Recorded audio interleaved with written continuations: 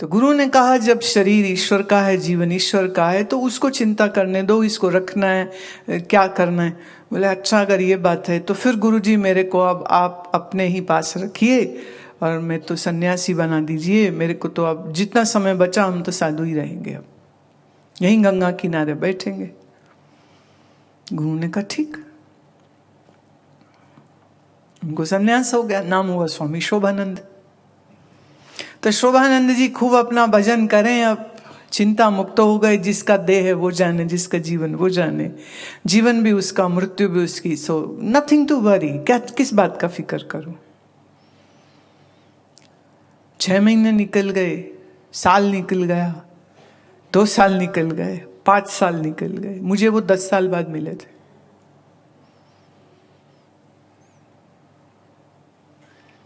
कहते मेरे लिए तो हर दिन एक चमत्कार है, हर दिन एक आश्चर्य है कि अच्छा अभी है, चलो अच्छी बात है। डॉक्टर के हिसाब से उनको 6 महीना साल बोला था, तो कितना लंबा समय निकला, लेकिन मन में भय नहीं कोई। तो जिसने अपनी भय की रस्सी काट दी वो मनुष्य, और जिसके अंदर भय की रस्सी बंधी हुई है वो पशु। तो याद रहे गुरु ही है जो तुम्हें पशु से मनुष्य बनाता है, नहीं तो पशु रह जाएगा। सुबह उठता है क्या खाएंगे फिक्र है, फिर दोपहर क्या खाएंगे फिर उसकी फिक्र है, फिर शाम को क्या खाएंगे फिर उसकी फिक्र है, फिर रात क्या खाएंगे फिर उसकी फिक्र है, फिर इस बीच में कितने बार चाय शरबत पिएंगे फिर उसकी फिक्र है। रात को सो गए तो रात सोने से पहले सोचते सफेद चने भिगो देते हैं, फिर सुबह छोले पूरी खाएंगे।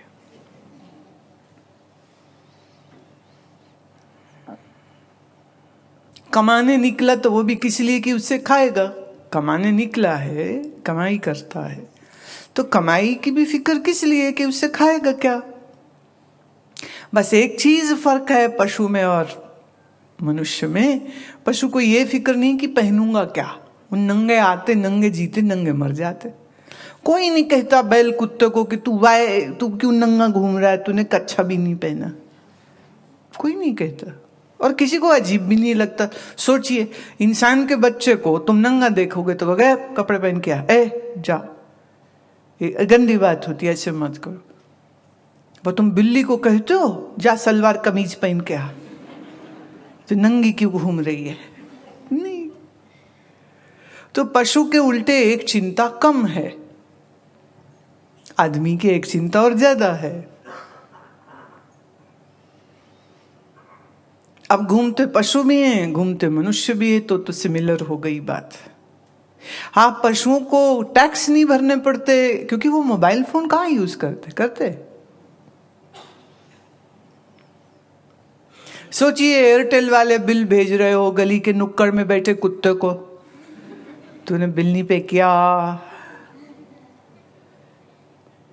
अच्छा कुत्तों का बड़ा मजा है। एक गली में एक कुत्ता भौंका, 2 गली पार के कुत्ते उसकी आवाज को सुन के वापिस भौंकते, तो इनका कॉन्वर्जेशन शुरू हो जाता है। वो दूसरी गली छोड़ कुत्ते भौंके तो 3 गली पार के कुत्ते ना, कुछ तो हुआ है, तो वो भी भौंकते हैं। तो ऐसे पूरे मोहल्ले के कुत्ते भौंक रहे हैं, तो उनको व्हाट्सएप की जरूरत नहीं है। हाँ? उनके कोई व्हाट्सएप ग्रुप नहीं बने कि एल्सेशन डॉग्स का ग्रुप है, तो हम तो जर्मन शेफर्ड होते हैं, हम तो गोल्डन रिट्रीवर होते हैं, नो। तो उनको वो भी चिंता करने की जरूरत नहीं। तो एक्चुअली देखे तो पशु के तो बिल्कुल चिंता कोई नहीं है, सिर्फ ये है कि खाना कहाँ है, या बिल्ली सोचती चूहा कहाँ मिलेगा, या कहाँ से खाना मिल जाएगा, कि गाय अगर, क्योंकि लोग गाय माता तब तक कहते जब तक गाय दूध देती है, जब दूध नहीं देती है तो भगा देते हो उसको, वो बेचारी फिर गली गली सड़क सड़क कूड़े से उठा उठा खा लेती है। तो कंडीशनल गौ माता मत करिए। जब गाय दूध न दे पाती हो तो भी गाय के लाभ हैं उसके गोबर से। अभी पीछे कोई मेरे लिए ले कॉपी बनी है, पेपर बनाया उन्होंने, गोबर से ईंट बनाई है, गोबर से खाद बनती है, और अच्छी खाद गोबर की ही होती। कोई पेस्टिसाइड यहाँ आश्रम में हम कोई यूज नहीं करते। गोबर की खाद, गोबर, नीम की पत्ती, छाछ, नीम के पत्ते, ये डाल के रख देते हैं, कुछ गुड़ डाल के, लगभग करीब करीब 90 दिन में तैयार हो जाती, उसी का छिड़काव कर देते, कोई पेस्टिसाइड नहीं।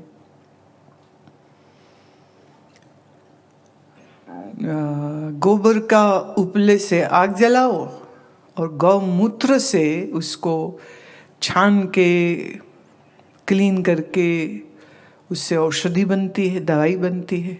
जो वैद्य हैं वो जानते हैं इस बात को।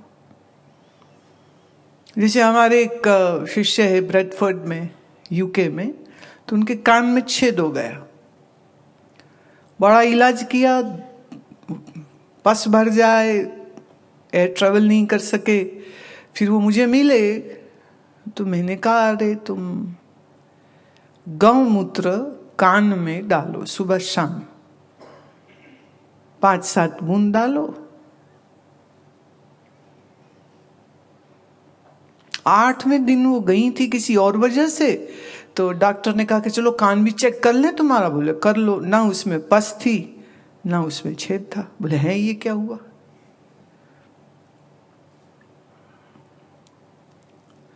कफ शरीर में ज्यादा हो तो गौमूत्र का सेवन करने से शरीर का कफ ठीक होता है। बड़े उसके लाभ है, बहुत उपयोग है। अब लोग जब समझते नहीं उसके विज्ञान को, बोले गंदा, अरे गंदा कहाँ होता है? ब्लैडर मतलब जो मूत्राशय है वो एक अलग अंग है, उसका बड़ी आंत से कोई लेना देना ही नहीं है। किडनी फिल्टर करती है, ब्लैडर में जाता है और यूरेटर नली के द्वारा वो शरीर से बाहर आ जाता है। तो वो मल को कहाँ छू रहा है? बिल्कुल भी नहीं छूता। बड़ी आंत से यूरेटर का कोई लेन देन नहीं, ब्लैडर का कोई लेन देन ही नहीं, तो वो गंदा कैसे हुआ? लेकिन मध्य भाग लिया जाता है, धारा का मध्य भाग लिया जाता है पहले और आखिरी में, क्योंकि लोगों का खान पान उतना ठीक नहीं है, इसलिए उसमें कुछ टॉक्सिन्स होने की संभावना है। कुछ ऐसे तत्व हैं जो नहीं उचित होते, कहीं न कबाब। अभी गाय के या किसी अन्य जानवर के शरीर से क्या उपयोग लाया जा सकता है, ये समझ खुद पशु को नहीं होती है, ये समझ सिर्फ मनुष्य को होती है। और हमारे भारत के ऋषियों ने, आचार्यों ने इस पर बड़ा शोध किया है। आयुर्वेद, चरक संहिता आदि इन ग्रंथों में, अष्टांग हृदयम, इन सब ग्रंथों में इसका बड़ा सुंदर वर्णन आता है। अलग अलग पानी के लाभ, अलग अलग नमक के, अलग अलग तेल के, अलग अलग घी के क्या फायदे होते हैं, उससे क्या शरीर में अंतर आता है। ऐसे ही दुनिया भर की जितनी प्लांट्स है, ट्रीज है, उनके छाल से, जड़ से, मूल से, बीज से, पत्ते से, टहनी से क्या उसका फायदा होता है, पूरा डिटेल आपको मिल जाता है। अब ये मनुष्य की श्रेष्ठता हो गई। लेकिन अगर ये जैविक ज्ञान और पौधों का ज्ञान, ये सब ज्ञान लेके शरीर अच्छा कर सकता है, लेकिन जीवन अच्छा तब होता है जब परमात्मा ज्ञान हो। परमात्मा ज्ञान नहीं है तो ये सारे ज्ञान के बाद भी मन से भय, शोक, संताप नहीं जाएगा। इस ज्ञान श्रेष्ठ है। इसलिए श्री कृष्ण दूसरे अध्याय के 61 श्लोक में कहते हैं, तानि सर्वाणि संयम्य युक्ता आसीत मत्परः वशे ही यस्य इंद्रियाणि तस्य प्रज्ञा प्रतिष्ठिता। कि अपनी सारी इंद्रियों को संयमित करो। युक्ता आसीत मत्परः माने मत्परः मतलब ईश्वर के समर्पित होके, ईश्वर के आश्रित होके, आसन में बैठ करके, वशे ही यस्य इंद्रियाणि, बैठा हुआ अपने इंद्रियों को अपने नियंत्रण में रखे। इससे उसके भीतर जो बुद्धि है वो प्रतिष्ठित होगी, स्थिर होगी, ज्ञानवर्धक होगी। मतलब ज्ञान श्रवण करना जो चाहे उसको ये करना चाहिए। मन भटकता हुआ ना हो, मन विषय वासना में ना जाता हो। तानि सर्वाणि संयम्य, सर्व इंद्रियों का संयम उसका होना चाहिए। और इस संयम के साथ ईश्वर पर आश्रित होकर आसन में बैठ के इंद्रियां नियंत्रित करके, और फिर अपनी जब बुद्धि को वो स्थिर करेगा, कैसे करेगा उसके अलग अलग साधन हैं। और इस तरह वो ज्ञान के श्रवण के योग्य हो जाता है। ये नहीं हो तो फिर ज्ञान सुन तो लेगा कानों से, पर अंदर कुछ नहीं जाएगा, अंदर नहीं पहुंचता, प्रैक्टिकल नहीं होता। अच्छा, अब आपके भेजे प्रश्न लेती हूं।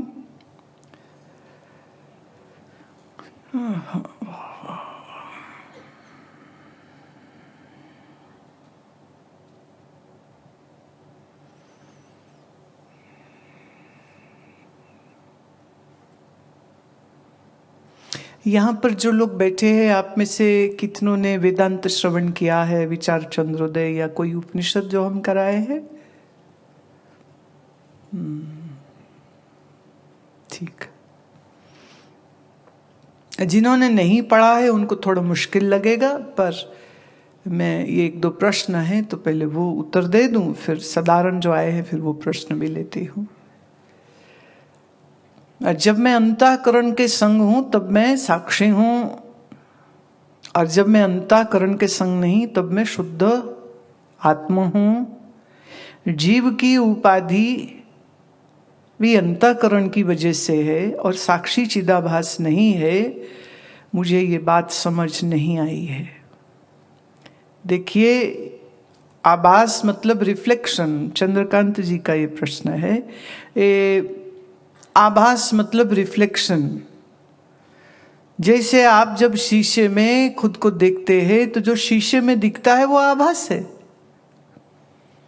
और आभास आप सच्चा वाला थोड़ी है। आभास तो दिखा है, रिफ्लेक्टेड है, सत्य नहीं है। इसी तरह से मैं हूं तो शुद्ध सच्चिदानंद स्वरूप, पर मेरा ही आभास जब अंतःकरण माने मन के शीशे पे पड़ता है, उस आभास को ही हम चिदाभास या जीव कह सकते हैं। जैसे आभास आरोपित और कल्पित है, ऐसे ही चिदाभास भी आरोपित और कल्पित है। वो तब तक है जब तक अंतःकरण है। अंतःकरण जब रहते हुए में स्वयं को बोध से, विवेक से यह जानता है कि जो अंतःकरण में छलका वो आभास में नहीं, मैं तो शुद्ध चैतन्य स्वरूप हूं, तो आभास को छोड़ा उसने और स्वयं को जाना। एक अंतःकरण की सीमा से चिदाभास है, पर अगर अंतःकरण की परिच्छिन्नता भी कल्पित है, उसको छोड़ दे, तो फिर अपना आप तो चिन्ह मात्र स्वरूप है, just pure consciousness. The pure conscious being, an eternal truth, an omniscient. This is what your true identity is. And this in one word can be called Atma. This is a Sanskrit word. And the reflection of Atma in Antakaran, meaning in the mind, is called the reflected self, the Jiva, or the other word which I can give is the individual self, which gives you sense of I. When you say, I am coming from this country, I am this, I am that. That is all the reflected illusionary I which you are talking about. But in reality, when there is no mind, or when mind is not existing, prevalent, active, then there is no reflection formed, but the self is existing in spite of whether mind is there or mind is not there. This is a शीशा. जब आप शीशे में देखते हो तो आपको आपकी शक्ल दिखेगी ना. और अब इसमें क्या शीशे की शक्ल? जब शीशे में शक्ल नहीं दिख रही तो तुम नहीं हो क्या? कि तुम फिर भी हो? तो शीशे में जो दिखता है, अब जैसे एक बार हम किसी के घर गए तो टीवी में ना मेरा सत्संग चल रहा था. इधर हम आए तो उनके छोटा पोता और पोती वो चिल्लाने लगे, दो दो गुरु माँ, दो दो गुरु माँ. एक बाहर एक टीवी में. पर गुरु माँ दो थोड़ी है, वो तो एक ही है. ऐसे ही आत्मस्वरूप एक ही है. तो ये शीशे को समझो जैसे तुम्हारा मन हुआ. जैसे शीशे में जो शक्ल दिखी, इसको हम कहेंगे आभास. ऐसे ही मैं आत्मस्वरूप जो चैतन्य हूं, मेरा ही जब मन में आभास होता है तो उसी को हम चिद माने चेतन का आभास, चिदाभास कहते. और उसी को हम जीव बोलते हैं.